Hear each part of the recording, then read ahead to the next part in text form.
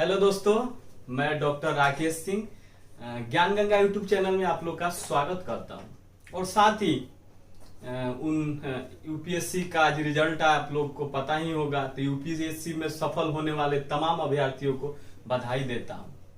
और उन अभ्यर्थियों को जो असफल हुए हैं उन्हें अग्रिम बधाई देता हूं कि अगले साल वो अच्छे से तैयारी करें और अगले साल एग्जाम देके वो भी सफल हो। दोस्तों, मैं एक बात कहना चाहूंगा कि वो सफलता और असफलता में बस कोशिशों की अंतर होती है। जो अच्छे से कोशिश करते हैं, जिनके कोशिशों में धार होती है, वही सफल होते हैं।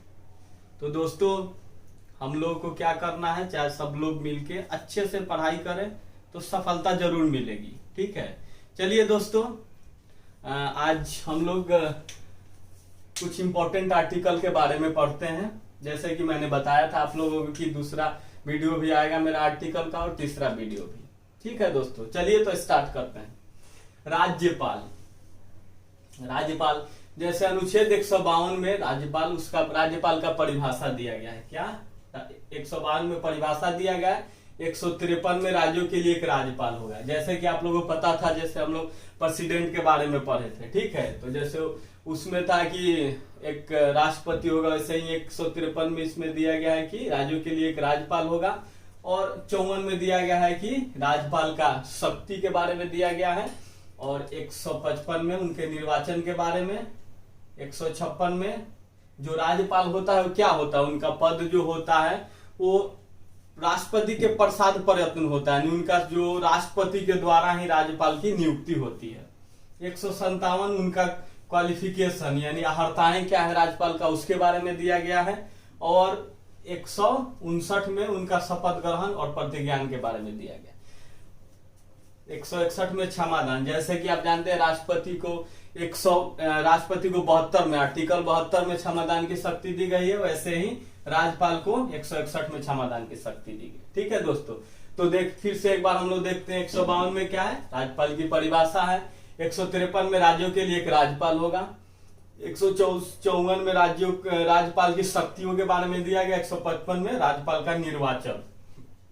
156 में राज्यपाल का जो पद होता है क्या होता है, राज्यपाल की नियुक्ति राष्ट्रपति करते हैं और ये पद उनका प्रसाद प्रयत्न होता है राष्ट्रपति का। ठीक है, राष्ट्रपति जब चाहे उनका नियुक्ति कर सकता है, जब चाहे हटा सकता है। 157 में राज्यपाल का क्वालिफिकेशन है और 159 में शपथ ग्रहण या प्रतिज्ञान है। 161 में क्षमादान है की शक्तियां उनका है। फिर आता है मंत्रिपरिषद के बारे में। अनुच्छेद 163 में मंत्रिपरिषद के बारे में दिया गया है और 169 में मुख्यमंत्री के बारे में। जैसे कि 165 में महाधिवक्ता। जैसे कि केंद्र में महान्यायवादी होते हैं, वैसे ही राज्य में महाधिवक्ता होते हैं। जैसे कि केंद्र में प्रधानमंत्री होते हैं, वैसे यहाँ पे मुख्यमंत्री होते हैं। ठीक है, 169 में संसद का अधिकार। यहाँ पे मैं बताना चाहूंगा दोस्तों कि जैसे 169 में दिया गया संसद को अधिकार है कि किसी भी राज्य में विधान परिषद का स्थापना करना या उसको समाप्त करना। ये संसद के हाथों में है कि किसी भी राज्य में विधानसभा को लागू करना है या उसको समाप्त करना, दोनों अधिकार संसद के पास है। फिर हम लोग आते हैं राज्य विधान मंडल के बारे में जानते हैं। अनुच्छेद 168 में दिया गया है कि राज्य विधान मंडल का प्रावधान है। 170 में राज्य विधानसभा की संरचना क्या है, स्ट्रक्चर क्या है, उसके बारे में। 171 में राज्य विधान परिषद की संरचना यानी 70। 68 में राज्य विधान मंडल हो गया। 70 में राज्य विधानसभा की संरचना। 71 में 100 राज्य विधान परिषद की संरचना। वही 213 में अध्यादेश यानी राज्यपाल जो अध्यादेश जारी करने की शक्ति। 213 में अध्यादेश जारी करने की शक्ति। ठीक है दोस्तों, तो जैसे कि आप लोग जानते हैं कि 123 1 2 3 में प्रेसिडेंट के द्वारा अध्यादेश जारी करने की शक्ति दी गई है, वैसे ही 213 यानी कि यहाँ 213 में राज्यपाल के द्वारा सेम वैसे ही है। जैसे उसमें अगर विधानसभा या विधान परिषद अगर किसी राज्य में हो तो उसका अगर सत्र नहीं चल रहा हो और कोई इंपॉर्टेंट विधेयक पारित करना हो तो राज्यपाल उसको पारित कर सकता है और उस विधेयक या कानून का उतना ही प्रभाव होगा जितना कि संसद के द्वारा पारित किया गया या राज्य विधानसभा के द्वारा पारित किया गया कानून का होता है। ठीक है दोस्तों, अब हम लोग चलते हैं हाई कोर्ट के बारे में जान लेते हैं। ठीक है, अनुच्छेद 214 में राज्यों के लिए क्या कहा गया? राज्यों के लिए एक उच्च न्यायालय होगा। ठीक है, वहीं अनुच्छेद 216 में कहा गया है वो हाई कोर्ट के गठन के बारे में प्रावधान किया गया। बात करते हैं 219 में, इसमें कहा गया है कि सुप्रीम कोर्ट के न्यायाधीशों की शपथ ग्रहण, शपथ मतलब प्रतिज्ञान जो होता है उसके लिए प्रावधान है 219 में। 231 में कहा गया है दोस्तों कि 2 या 2 से अधिक राज्यों के लिए एक ही हाई कोर्ट का होना, जैसे एक हाई कोर्ट का कई पीठ हो सकते हैं। ठीक है, तो उसी तरह की 231 में 2 या 2 से अधिक राज्यों के लिए एक हाई कोर्ट होता है। फिर हम लोग देखते हैं यहाँ से 214 राज्यों के लिए हाई कोर्ट होगा। हाई कोर्ट का गठन 216 और 219 में हाई कोर्ट के न्यायाधीशों की शपथ ग्रहण या प्रतिज्ञान के लिए है। 231 में दोस्तों 2 या 2 से अधिक राज्यों के लिए एक हाई कोर्ट। ठीक है, केंद्र राज्य संबंध के बारे में जान लेते हैं। 249, जैसे आप लोगों को मैं बताना चाहूंगा कि 3 अनुसूचियां होती है संविधान के 7वीं अनुसूची में प्रावधान किया गया 3 सूची का। ठीक है दोस्तों, जैसे एक संघ सूची होता है, राज्य सूची होता है, समवर्ती सूची होता है। संघ सूची में कानून बनाने का अधिकार केंद्र सरकार को, राज्य सूची पे कानून बनाने का अधिकार राज्य सरकार को, और समवर्ती सूची पे केंद्र और राज्य दोनों कानून बना सकते हैं। लेकिन 249 में कहा गया है कि अगर राज्यसभा किसी राज्य सूची के विषय के पर प्रस्ताव पारित करके यह कहता है कि यह राष्ट्रीय महत्व का विषय है, प्रस्ताव ऐसा पारित करता है कि राज्य सूची का कोई विषय जो कि राष्ट्रीय महत्व का है, तो उस पे कानून केंद्र सरकार बनाएगा। ये 249 में कहा गया। 262 में दोस्तों नदी जल विवाद के बारे में, जैसे 2 राज्यों के बीच जो नदी है जल विवाद, उसके बारे में 262 में चर्चा किया गया। 263 में अंतर्राज्यीय परिषद। ठीक है दोस्तों, अंतर्राज्यीय परिषद के बारे में चर्चा किया गया है। 266, जैसे कि आप जानते हैं संचित निधि। संचित निधि क्या है? केंद्र सरकार के जो भी राजस्व इकट्ठा होते हैं, जो भी प्राप्तियां होती है, उसको किस में रखा जाता है? संचित निधि में रखा जाता है।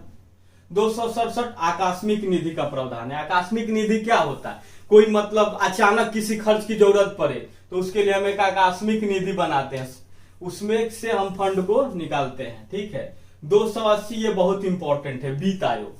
वित्त आयोग क्या होता है कि हर 5 साल पे एक वित्त आयोग का गठन होता है, और वित्त आयोग का सबसे इंपॉर्टेंट काम है कि केंद्र और राज्यों के बीच करों का बंटवारा करना। ठीक है।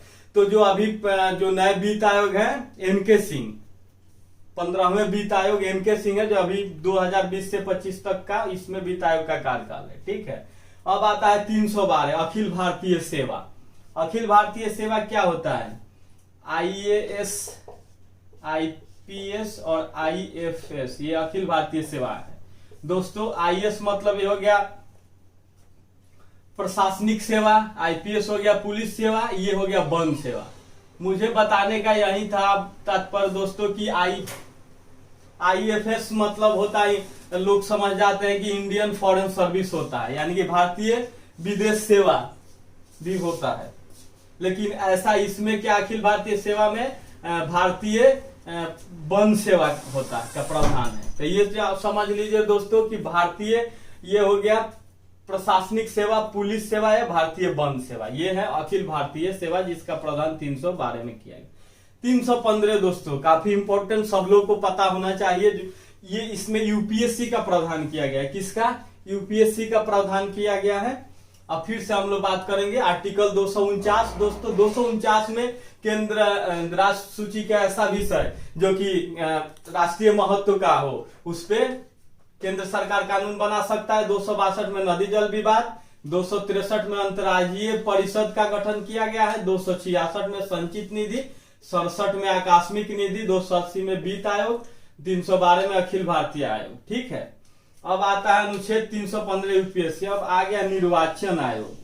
निर्वाचन आयोग का प्रावधान किया गया 324 में। किसमें? 324 में। अब बात करते हैं हम लोग SC, ST और आंग्ल भारतीयों के बारे में, जैसे प्रावधान लोकसभा में और राज्यसभा में उनके लिए क्या प्रावधान है। 330 जो आर्टिकल हो गया वो लोकसभा में SC, ST के आरक्षण का बात करता है, और 332 जो विधान सभा में SC ST के आरक्षण का प्रावधान करता है विधानसभा। ठीक है दोस्तों, अब आते हैं 335 331 333। यहाँ पे देखते हैं दोस्तों 330 331 332 333। ठीक है, इसमें हो गया आप लोग का लोकसभा में SC ST का आरक्षण, इसमें हो गया लोकसभा में एंग्लो इंडियन का प्रावधान, इसमें हो गया विधानसभा में SC ST का आरक्षण, इसमें हो गया विधानसभा में एंग्लो इंडियन का जो प्रावधान किया गया है ये हो गया। ठीक है, अब आते हैं हम लोग 335 में, जिसमें क्या होता है कि सेवाओं एवं पदों में SC ST के लिए विशेष प्रावधान। 335 में सेवा और पद पे SC ST के लिए विशेष प्रावधान। 338 में SC आयोग और 338 में ST आयोग का प्रावधान किया गया। जैसे 338 में SC आयोग और 338 में ST आयोग का प्रावधान किया गया। ये वही हो गया 331 लोकसभा में एंग्लो इंडियन, 333 विधानसभा में एंग्लो इंडियन।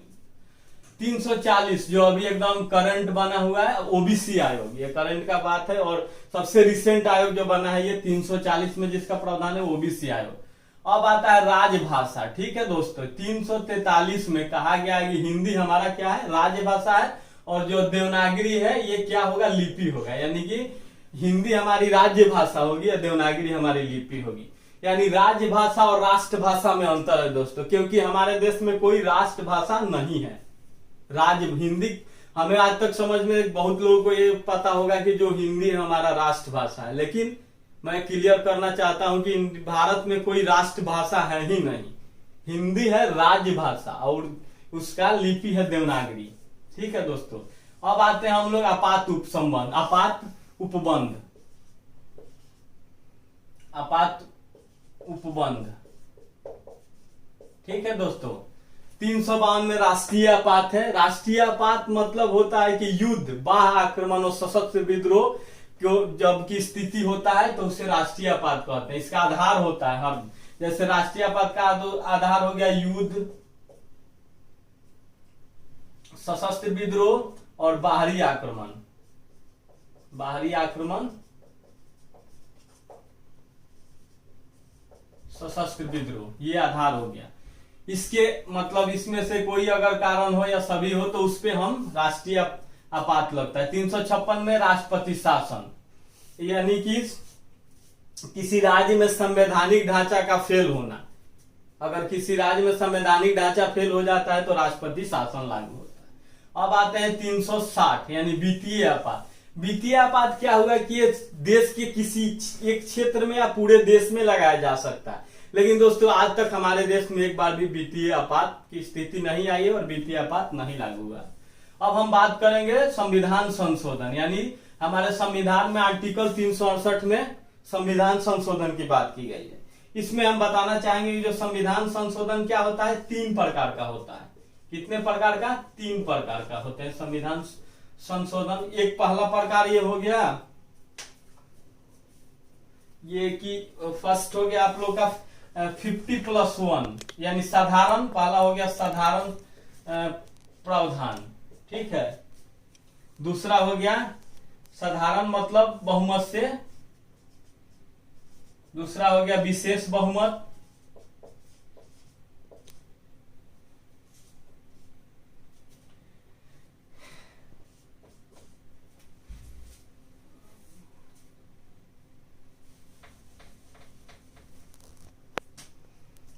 एक विशेष बहुमत,